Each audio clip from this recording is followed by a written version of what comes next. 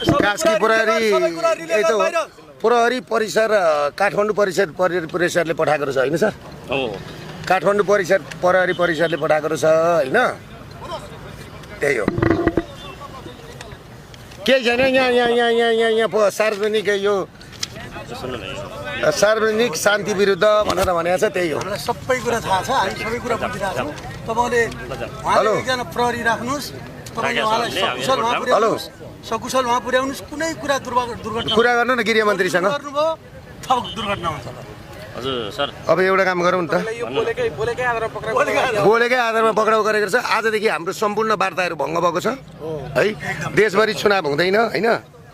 अब सर यो ल्याउँदा हजुरले होइन पर्खिन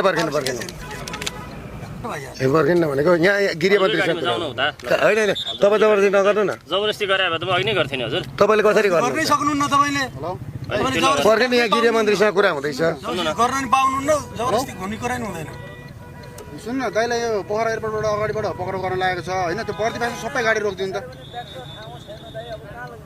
पक्राउ गर्नलाई यहाँ आएको छ होइन? सार्वजनिक लानमा पनि सबै उ गर्नु भने विजयहरूलाई मुद्दा सार्वजनिक शान्ति विरुद्ध भनेको छ।